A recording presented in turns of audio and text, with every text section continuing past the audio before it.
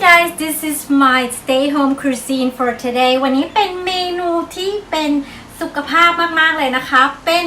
โทฟูเบอร์เกอร์ลาวานะคะข้างในนี้มีลาวาชีสเยิ้มๆที่เราจะกัดเข้าไปแล้วเราก็จะมีความหนึบของชีสแล้วก็ความหอมของชีสอยู่ในนั้นนะคะ so you can have this for your health menu for the stay home cuisine with me if you want to see how I make this why wait let's go and see ไปดูกันดีกว่านะคะว่าเราทำเมนูตัวนี้กันยังไงนะคะ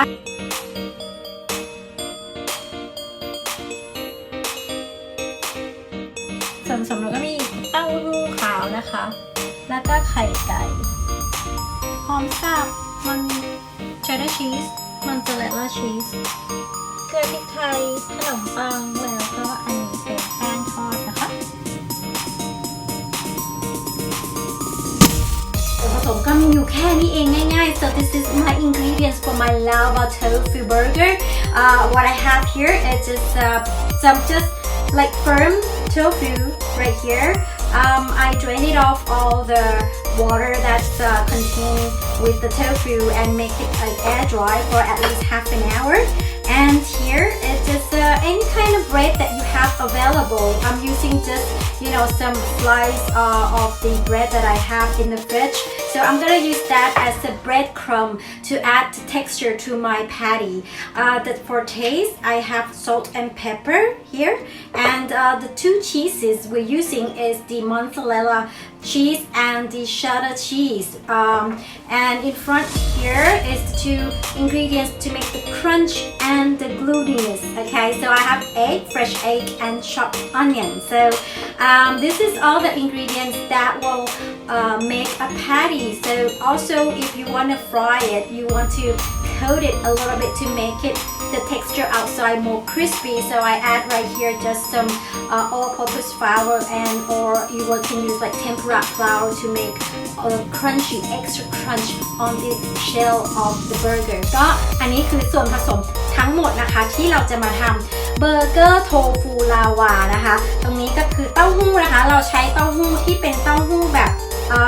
ไม่ได้เนียนเนาะอันนี้คือเต้าหู้แบบหยาบนิดนึงนะคะเนื้อจะหยาบนิดนึงแล้วเราก็เอาน้ำออกนะคะแล้วก็เราก็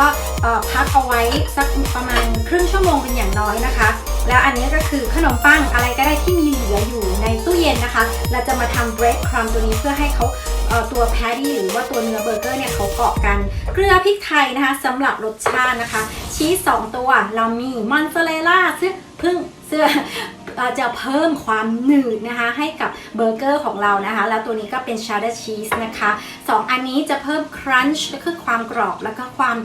ทำให้เขาเป็นกาวติดกันก็คือไข่ไก่สดนะคะแล้วตัวนี้ก็คือตัวหอมใหญ่สับนะคะการที่เราจะทอดเนี่ยเราอยากจะให้ด้านนอกกรอบด้านในนุ่มนะคะเราก็มีตรงนี้เป็นแป้งทอดกรอบนะคะสำหรับคลุกให้เขามี texture ข้างนอกให้กรอบครันช์อีกทีนึงเดี๋ยวเราไปดูกันดีกว่านะคะว่า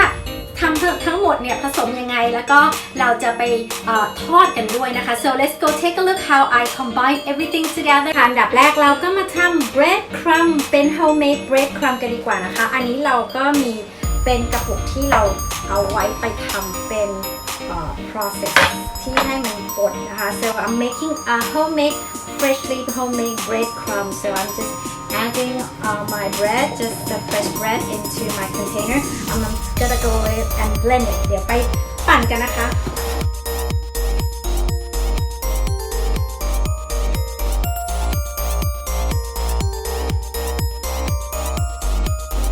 อันนี้คือเกล็ดขนมปังป่นที่เราทำเองที่บ้านเลยนะคะ Head and start our process what you need is just the tofu that dried up a bit แล้วเราก็เอาเต้าหู้นะคะที่เราผึ่งเขาไว้แห้งแล้วนะคะก็เอามาบดด้วยซ่อมแบบนี้เลยนี่นะคะเราให้ดูใกล้ๆนะคะ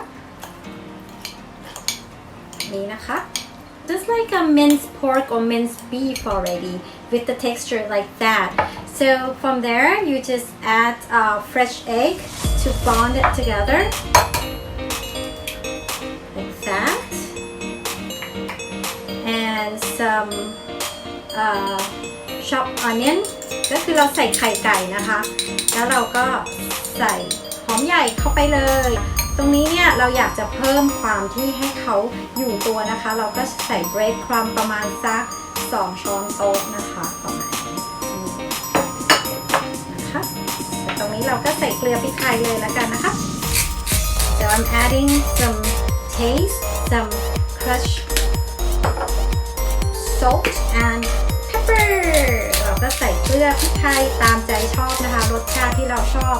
ใน process ตรงนี้นะคะพอเขาเริ่มหนืดขึ้นนะคะเราก็ใช้มือของเราปั้นก้อนได้เลยนะคะถ้ารู้สึกว่าส่วนผสมเขาเหลวเกินไปนะคะก็ให้เพิ่มเกล็ดขนมปังสดที่เราทำเมื่อกี้เอาไว้เพิ่มเข้าไปได้นะคะ so if you feel like your texture is too soft you can add more breadcrumb to make it more firm to that so I'm gonna go ahead and form my burger now so what you need to do just put your palm and make a patty like that okay put the cheese in the middle เอาสัก1 ชิ้นนะคะอย่างนั้นนิดนึงนะไม่ต้องเยอะนะคะนี่แบบนี้นะคะ like that so you put the patty and put the cheese in the middle and cover on top with more of the tofu texture make it a ball shape ก็คือทำให้มันเป็นลูกบอลกลมๆแบบนี้นะคะนี่แบบนี้เลยแล้วก็กดเขาเบาๆนะคะต้องเบามือมากๆเลยเพราะว่าเต้าหู้เขามีความนุ่มแล้วก็ละเอียดอ่อนมากเลยนะคะเสร็จแล้วพอเราได้เป็นลูกบอลแบบนี้แล้วนะคะ so we have the ball like this we just want to roll it in this flour here so it stay together like that แบบนี้นะคะโอเคเรียบร้อยแล้วก็ได้1 patty นะคะเป็นก้อนกลมๆแบบนี้นะคะอย่าเพิ่งไปกดเขานะคะก็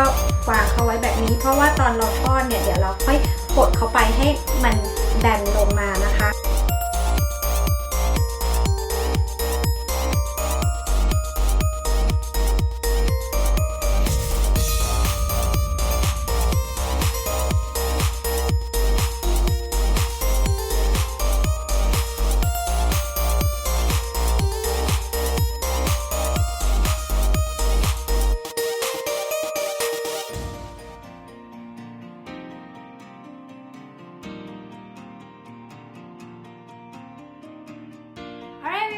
To start up and heat up our pan to do our frying for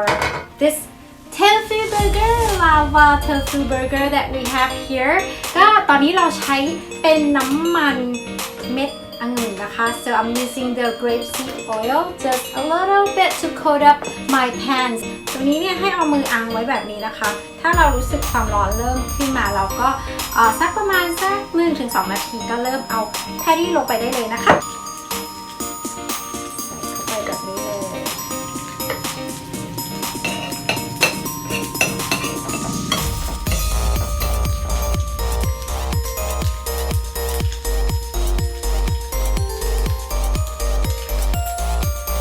So we just go ahead and let it sit for a while and just turn it over when it's half done, okay? อันนี้ใช้เป็นไฟปานกลางนะคะแล้วเราก็เริ่มมากลับเต้าหู้กันนะคะนี่สวยงามมากแบบนี้เลยนะคะพอกลับด้านเสร็จปุ๊บเราก็จะช่วงที่ตรงเราเป็นช่วงที่เราจะกดเขาลงไปนะคะกดเบาๆนะคะอย่ากดแรง so this is when you put a little pressure at the top ยามกลับเขาแบบนี้นะคะนี่สวยงามมาก so it looks so delicious it smells so good you guys หอมมากค่ะนี่ชีสจะอยู่ด้านในนะคะเราก็ค่อยๆกลับเขาแบบนี้นะคะนี่นะคะถ้าเขาหลุดออกมาไม่ต้องกลัวนะคะเราก็แค่เอาตัวพายเนี่ยใส่กลับเข้าไปนะคะแบบนี้นะคะกดเขากลับเข้าไปในเนื้อเขาแล้วก็ให้เขากลับเข้าไปอยู่ด้วยกันแบบนี้นะคะเดี๋ยวเขาก็จะเกาะตัวกันเองนะคะsince it's almost half done like that I will just go ahead and add my cheese on top like that นี่เราก็เอาชีสใส่เข้าไปอีกนะคะอย่างนี้เลยเสร็จแล้วสิ่งหนึ่งที่คุณควรจะทำก็คือ cover ทีนี้ตัวนี้ชีสเขาก็จะเมลได้อย่างสมบูรณ์แบบนะคะ so we're just gonna cover it for a while and let the cheese on top melt all over the tofu texture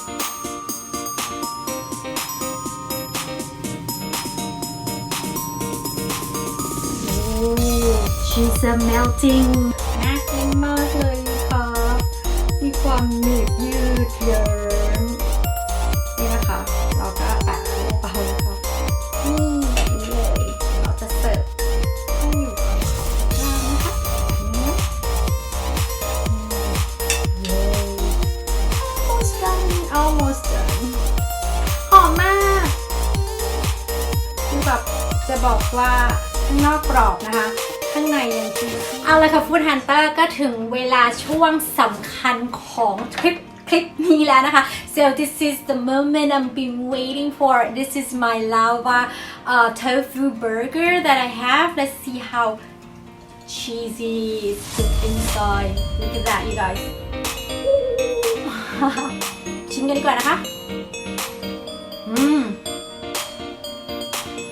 มีความกรอบนอกนุ่มในนะคะ it's like crispy from the outside and very soft and gentle in the inside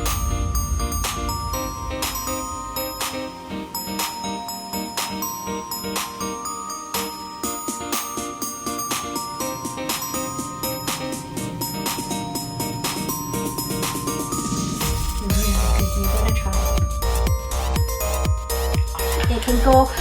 with your fried rice. You also can put on the some gravy on top, or you can also add some anything, any sauce, or even some curry. ก็คืออันนี้นะคะสามารถจะไปใส่ในแกงกะหรี่ก็ได้นะคะใส่กับแกงเขียวหวานก็ได้ใส่กับซอสต่างๆก็ได้นะคะจะเป็นกินกับสปาเกตตี้คุณสามารถจะ subscribe ลีได้ที่ลีพิจิกา